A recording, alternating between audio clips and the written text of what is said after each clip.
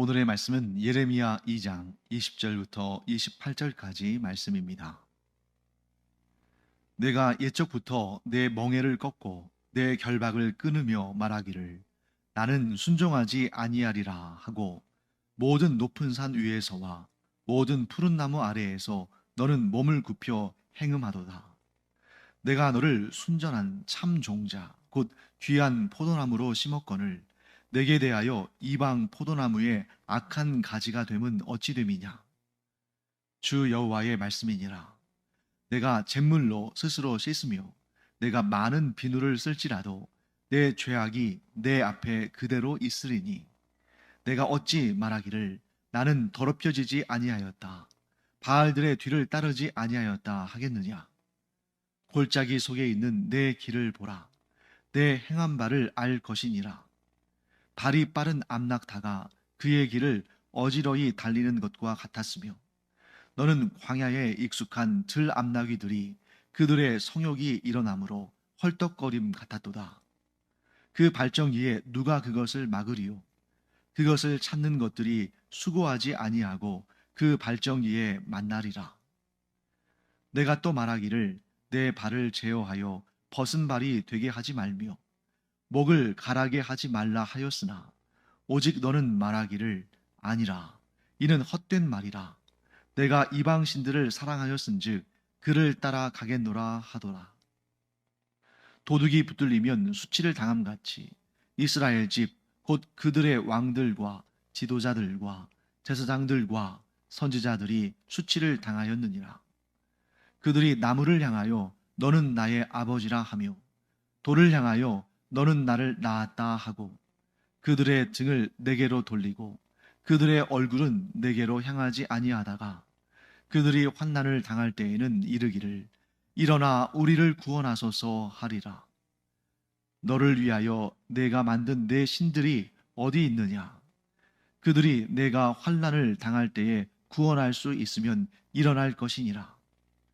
유다여, 너의 신들이 너의 성읍수와 같도다. 네, 하나님께서는 이제 본격적으로 이 예레미야 선지자를 통해서 이 이스라엘 민족의 죄를 드러내십니다. 일종의 고발하는 그런 내용과 같은 거죠.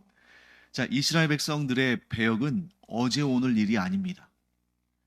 그들의 조상 때로부터 습관적으로 하나님을 배반하고 하나님과 맺은 언약을 또 깨뜨리고 그 일들이 반복적으로 지속되었죠.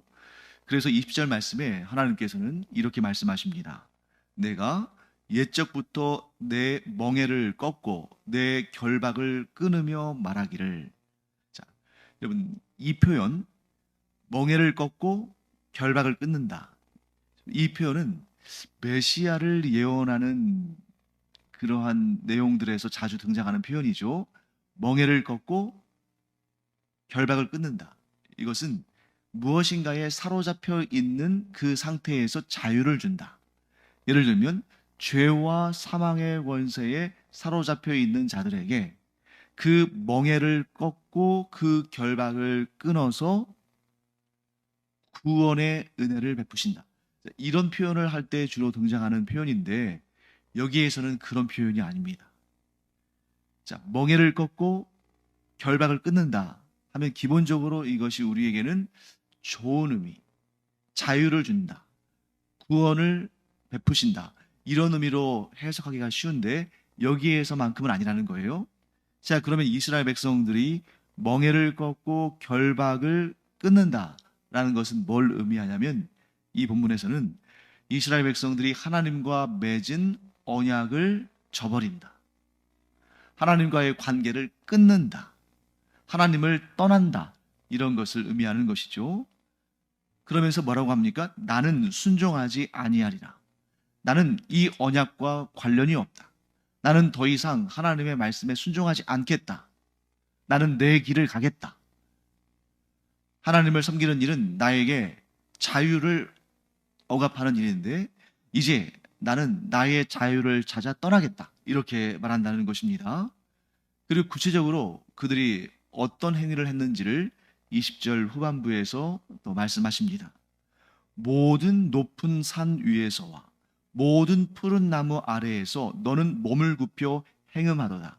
자, 문자 그대로 본다면 사람들이 막 그 높은 산 위에 꼭대기에 올라가서 거기에서 그 음란한 그러한 정욕을 바라면서 그렇게 음행을 하고, 또 모든 푸른 나무 아래, 그러니까 여기서 뭐 모든 이 이스라엘 땅에 있는 모든 나무를 의미한다기보다는 좀 크고 높고 그늘진 그런 곳에서 또 음란한 행위를 하고 정욕을 막 만족시키고, 문자적으로 보면 그렇죠. 그런데 하나님께서는 지금 그 얘기를 하시는 것이 아니죠.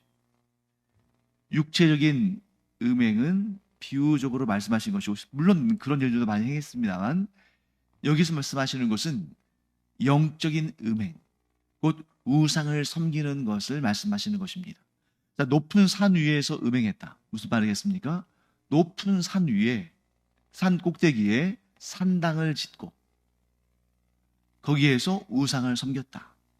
자, 푸른 나무 아래에서 몸을 굽혀 행음했다. 자, 푸른 나무는 뭘 의미합니까? 뭐 그 성읍들마다 큰 나무들이 있을 거 아닙니까? 옛날에 우리 조상들도 그 동네마다 큰 나무가 있으면 그 나무에 막 이렇게 뭐 어, 알록달록한 색깔로 막 그 줄을 치고 그 뭐 그 끈을 막 거기다 매달고 그 밑에서 또 뭐 제사를 지내고 또 뭐 고사를 지내고 또 뭐 구슬하고 이랬잖아요. 그 나무가 신성시되는 그러한 문화를 우리도 가지고 있었죠. 자, 그런 것처럼 그 성읍마다 있는 큰 나무 아래에 우상의 제단을 쌓고 우상을 섬기는 그런 영적인 음행을 행했다라고 하나님께서 말씀하시는 것입니다. 자, 그러면 왜 이스라엘 백성들은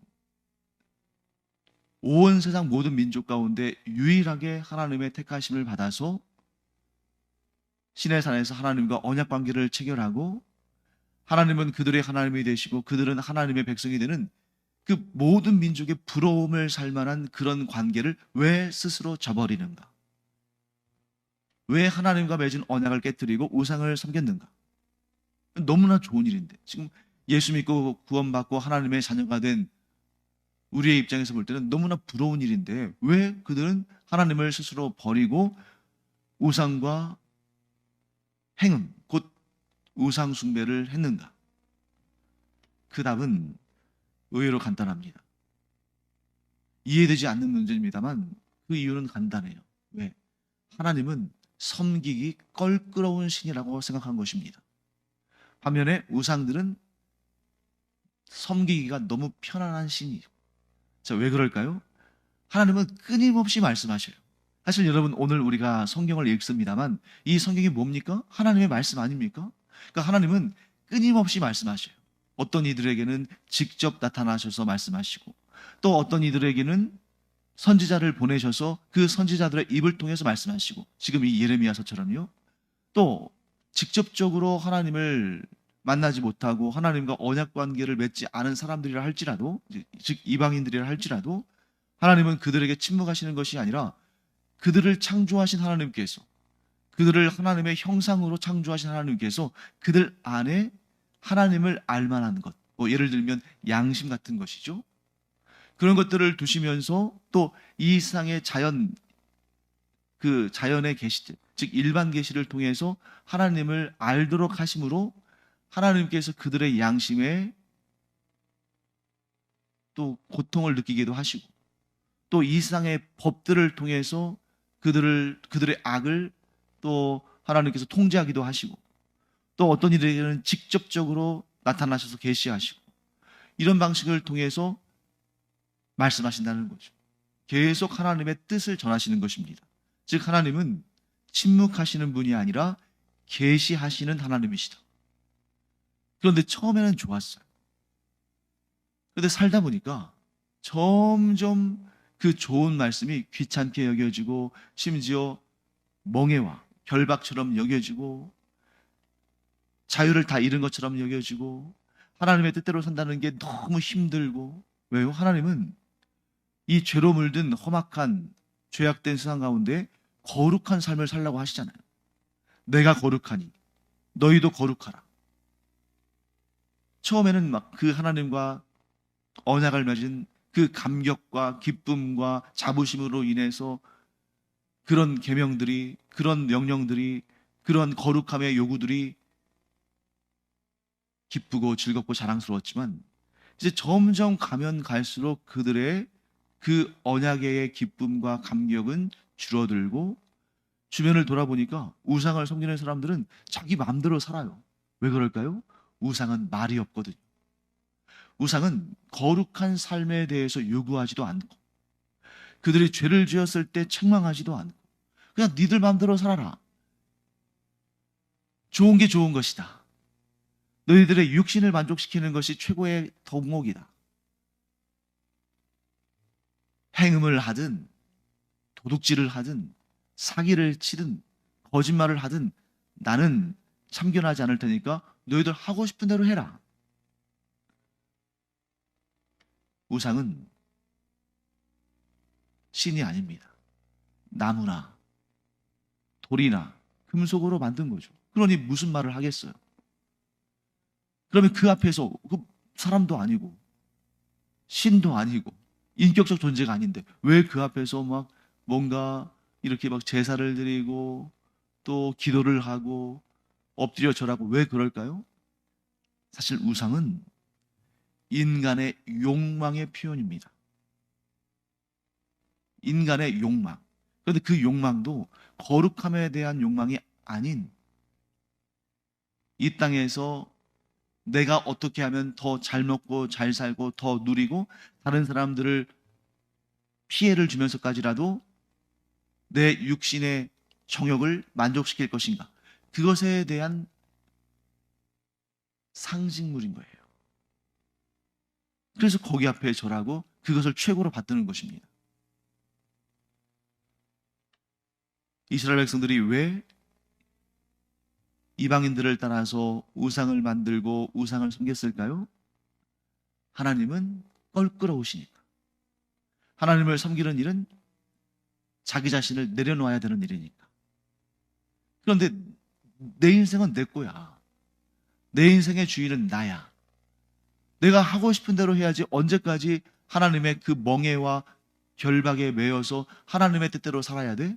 하는 그런 마음이 드러날 때 그런 죄성으로 말미암아 그들이 우상을 섬기는 것으로 나아갔다. 이렇게 우리가 해석할 수가 있습니다. 하나님은 너무 안타까우셨어요. 왜? 사람은 당장 자기 육신의 정욕을 만족시키니까 그것이 좋은 줄로 알지만 하나님은 그 끝이 무엇인지를 아시는 거죠. 자신의 정욕을 만족시키고 자신이 주인 돼서 살아가며 우상과 영적인 행음을 하는 삶의 결말은 무엇입니까? 영원한 심판, 영원한 멸망. 그런데 하나님과의 언약 관계의 그 결실은 무엇입니까? 영원한 생명, 영원한 복락. 하나님이 이걸 아셔요. 그러니까 너무 안타까우신 거죠. 하나님의 하소연이 계속 이어집니다. 21절 말씀 볼까요? 내가 너를 순전한 참 종자 곧 귀한 포도나무로 심었거늘 내게 대하여 이방 포도나무의 악한 가지가 됨은 어찌 됨이냐. 자, 저는 이 구절을 읽고 묵상할 때 딱 어떤 내용이 떠올라냐면 로마서에서의 바울의 논증. 참 포도나무와 악한 포도나무라는 이 내용이 로마서에서 바울이 한 논증으로 연결되는 것 같아요. 참 감람나무와 돌 감람나무의 비유가 있죠. 아마 바울이 그 참 감람나무와 돌 감람나무의 비유를 들 때에 이 예레미야서의 이 말씀을 분명히 기억하고 이 말씀을 인용한 것이라고 봅니다. 자, 이 예레미야서에서는 참 포도나무와 악한 포도나무를 비교한다면 이제 로마서에서는 참 감람나무와 악한 감람나무, 즉 돌 감람나무로 이제 그 비유의 소재는 바뀌는 거죠. 자, 그러면 참 포도나무, 참 감람나무 뭘 의미하는 것입니까? 하나님의 택함 받고 거룩한 백성으로 세워져서 온 세상에 선한 영향력을 미침으로 이 땅에 하나님의 통치를 더 확장시키는, 즉 하나님 나라를 확장시키는 일에 부름받은 이스라엘을 말하는 거죠. 내가 너희와 언약을 맺어서 너희로 하여금 참 아름다운 열매를 맺는 그런 참 좋은 포도나무로 너희를 삼았는데 너희가 스스로 자기 자신을 잘라서 그 악한 포도나무에 접붙임을 했다. 자, 그러면 이 이스라엘은 참 포도나무에서부터 출발한 가지인데 그 가지를 꺾어다가 악한 포도나무에다가 접을 붙였습니다. 그러면 그 가지 자체는 참 포도나무에서 나온 거지만 어디로부터 진액을, 영양을 공급받습니까? 악한 포도나무의 뿌리에서 뽑아 올린 그 진액을 공급받음으로 어떻게 변질돼요? 악한 포도나무의 일부가 되고 악한 포도 열매를 맺게 되는 것이죠. 이게 접붙임의 원리죠. 그러니까 이스라엘 백성들이 하나님과 언약을 맺음으로 하나님께서 공급하시는 그 거룩한 생명과 은혜를 누리며 거룩한 결실을 맺도록 하나님의 택함을 받았는데 스스로를 그 참 포도나무에서부터 분리시켜서 가지를 꺾어서 그 가지를 어디에다가 악한 포도나무에다가 붙임으로 말미암아 악한 열매를 맺게 되는 그런 안타까운 결과를 얻게 됐다. 여러분, 접붙임의 원리가 뭡니까? 농부들이 접붙임할 때 왜 해요? 좋은 열매를 맺기 위한 거잖아요. 그래서 악한 가지라 할지라도 좋은 가지에 접붙여서 좋은 열매를 맺고자 하는 것이 이 농부의 의도인데 반대로 좋은 가지를 가져다가 악한 나무에 접붙이는 경우는 없는 거죠. 그냥 그대로 두면 좋은 열매를 맺는데 그것을 굳이 꺾어서 악한 나무에 붙여서 악한 열매를 맺고자 하는 농부는 없습니다. 그러니까 하나님은 전혀 그럴 의도가 없으셔요. 그런데 이스라엘 스스로 그와 같이 우상을 섬기는 악한 일을 범하였으니 하나님 입장에서는 얼마나 한탄스러우시겠습니까? 그래서 22절 말씀에 이렇게 말씀하시죠. 주 여호와의 말씀이니라. 네가 잿물로 스스로 씻으며 네가 많은 비누를 쓸지라도 내 죄악이 내 앞에 그대로 있으리니. 그러니까 잿물은 주로 표백제로 쓰는 거죠. 비누는 때를 없앨 때 사용하는 것이고요. 그러니까 아무리 잿물이나 비누를 가지고 너의 죄를 없애려 한다 할지라도 그 죄가 그대로 있다. 왜?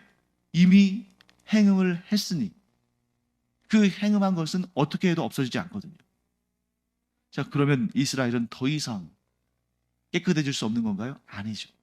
자, 이스라엘 행음한 자기 자신이 행음을 한 다음에 내가 행음을 했으니까 잘못했구나 하고 자기 스스로의 노력으로 잿물을 가져다가 표백시키려고 하고 비누를 가져다가 그 더러운 죄악을 씻으려 해도 안 돼요. 왜?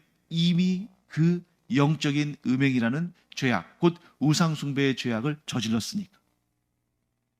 그러면 소망이 없습니까? 아닙니다. 하나님께서 그들을 용서하시는 은혜를 베푸시면 문제가 해결되는 거죠. 자, 여기에서 구원의 원리가 등장합니다. 우리는 우리 스스로의 노력으로 우리 자신의 죄 문제를 해결할 수가 없어요. 마치 뭐와 같습니까? 우상을 섬긴 이스라엘 백성들이 자기 자신들의 노력으로, 즉 잿물로 표백시키고 비누로 자기의 그 더러워진 옷을 아무리 깨끗이 빨아도 죄를 지었다는 사실 자체는 없어지지 않아요. 즉 우리가 하나님 앞에 범죄한 다음에, 죄를 지은 다음에 아무리 선한 일을 많이 하고 아무리 공로를 많이 세우고, 물론 그 선한 일과 그 공로에 대한 인정은 해야죠. 그 가치에 대해서는. 그렇지만 그렇다고 해서 지은 죄가 사라지는 것은 아니죠.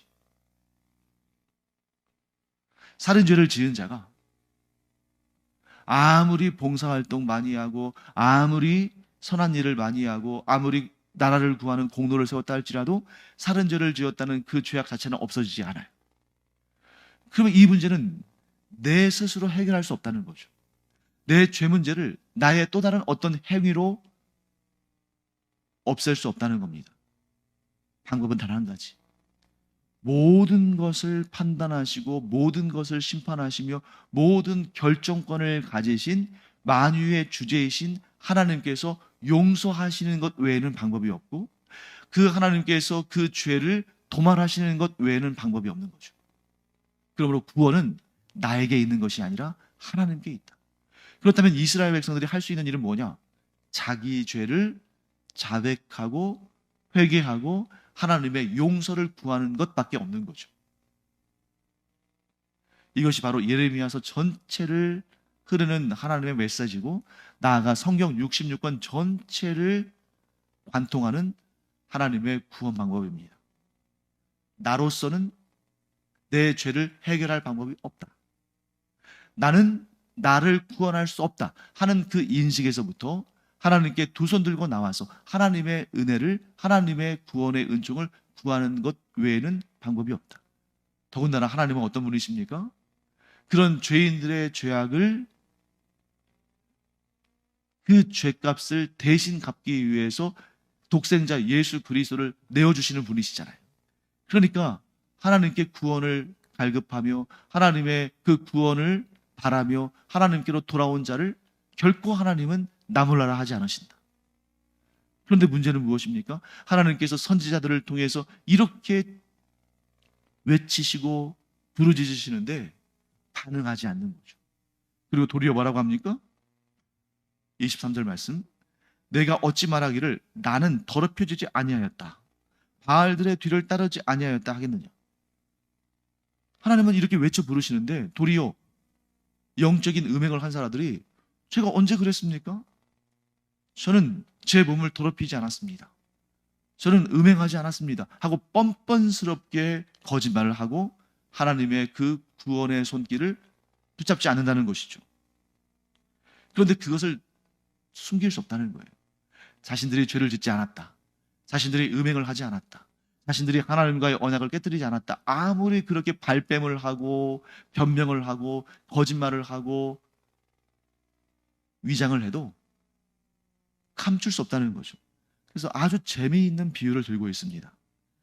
24절 말씀 볼까요? 너는 광야에 익숙한 들 암나귀들이 그들의 성욕이 일어나므로 헐떡거림 같았도다. 그 발정기에 누가 그것을 막으리요? 그것을 찾는 것들이 수고하지 아니하고 그 발정기에 만나리라. 무슨 얘기냐면, 발정기가 되면 들 암나귀들이 그 발정을 나타내는데 그 발정을 숨길 수가 없어서 이게 이제 암나귀가 나왔으니까 수컷들이 그 암컷들을 찾는 일이 아무 어려움이 없다는 거예요. 수고할 필요가 없다는 거예요. 왜? 딱 보면 드러나니까. 이 비유는 무엇입니까? 이스라엘 백성들이 자신들이 죄를 짓지 않았다고 아무리 발뺌을 하고 아무리 거짓말을 해도 마치 발정난 들 암나귀처럼 그 발정난 것을 도무지 감출 수 없기 때문에 하나님 보시기에 너무나 확실하게 드러난다는 것입니다. 그런데도 거짓말하는 거죠. 그리고 오늘 말씀의 결론은 26절부터 28절에 나옵니다. 자, 제가 한번 읽어보겠습니다. 도둑이 붙들리면 수치를 당함같이 이스라엘 집 곧 그들의 왕들과 지도자들과 제사장들과 선지자들이 수치를 당하였느니라. 그들이 나무를 향하여 너는 나의 아버지라 하며 돌을 향하여 너는 나를 낳았다 하고 그들의 등을 내게로 돌리고 그들의 얼굴은 내게로 향하지 아니하다가, 자, 여기부터가 중요합니다. 그들이 환난을 당할 때에는 이르기를 일어나 우리를 구원하소서 하리라. 28절, 너를 위하여 내가 만든 내 신들이 어디 있느냐? 그들이 내가 환난을 당할 때에 구원할 수 있으면 일어날 것이니라. 유다여, 너의 신들이 너의 성읍수와 같도다. 자, 무슨 말입니까? 이스라엘 백성들이 하나님을 떠나고 하나님과의 언약을 끊은 다음에 돌로 만든 우상, 나무로 만든 우상, 금속으로 만든 우상, 그 우상들을 하나님처럼 섬기다가 정작 환난을 당하면, 뭐 예를 들어서 전쟁을 당하거나 기근을 당하거나 전염병이 돌거나 그러면 그제서야 하나님께 돌아와서 하나님 우리를 구원하소서, 하나님 왜 우리에게 이런 시련을 주십니까? 우리가 섬기는 하나님께서 일어나셔서 우리를 구원하소서, 이렇게 뻔뻔스럽게 말한다는 거죠. 그런데 하나님께서는 뭐라고 말씀하십니까?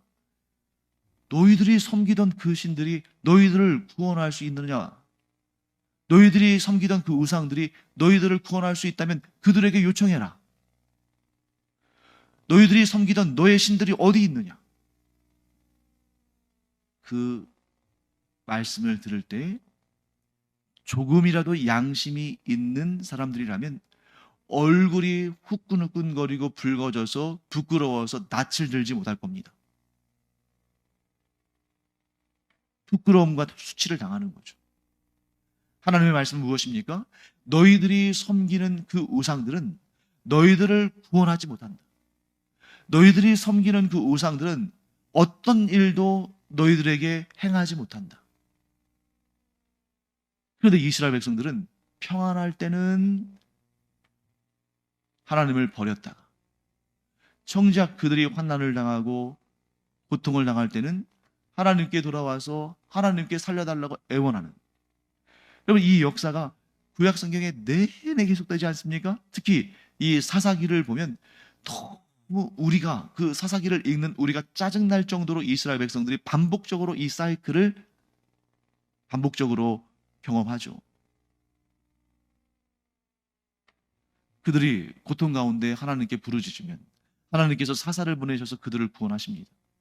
그러면 또 한 20년, 40년 평안한 가운데 있죠. 그럼 평안한 가운데 하나님께서 우리에게 이렇게 평화를 주셨구나, 우리를 구원하셨구나 하고 하나님을 더욱 잘 섬겨야 되는데 좀 살만하니까 또 우상을 섬기고, 그러면 하나님께서 또 돌아오도록 또 이방 민족들을 보내셔서 그들을 치시면 또 그들이 이제 죽겠다 그러면서 하나님께로 돌아와서 우리를 구원하소서 그렇게 외치면 또 하나님께서 사사를 보내시고 그들을 구원하시고, 너무너무 안타까운 현상 아닙니까? 그런데 이런 일이 똑같지는 않지만 비슷하게 우리의 삶 가운데서도 일어날 수 있다는 거죠. 우리가 하나님을 버리지는 않았지만, 뭐 이스라엘 백성들도 뻔뻔하게 이렇게 말하잖아요. 우리가 언제 하나님 버렸습니까? 그런데 하나님보다 더 사랑하고 의지하는 것들을 두고 그것이 삶의 목적인 양, 그것이 나를 구원할 것인 것처럼, 그것이 모든 것인 것처럼 그렇게 살아가는 그러한 유혹을, 그러한 죄악을 범할 때가 있다는 겁니다. 사랑하는 성도 여러분, 지금 이 말씀도 저도 그렇고 여러분도 그렇고 하나님께서 주시는 메시지인데 그냥 너무 관습적으로, 그냥 습관적으로 아멘하고 끝나는 그런 말이 된다면 이 공허한 외침이 되지 않겠습니까? 우리 이 말씀을 꼭 마음에 새기기를 간절히 축원합니다. 나는 하나님만 섬기고 하나님보다 더 사랑하거나 더 의지하거나 더 바라며 더 소원하는 것을 두지 않겠다. 그런 삶의 중심이 확고한 자에게는 하나님께서 어떤 것을 상으로 복으로 주셔도 문제가 되지 않습니다. 그것은 하나님을 더욱 잘 섬기기 위한 도구가 될 뿐이죠. 하지만 하나님보다 더 사랑하는 것을 두고 하나님보다 더 섬기고 하나님보다 더 기뻐하는 것들이 있다면 그것들이 우리를 멸망의 길로 끌고 가는 그러한 사탄의 도구들이 될 수 있다는 것입니다. 사랑하는 성도 여러분, 오늘 우리가 예레미야서를 공부하는 유익이 어디 있습니까? 이것이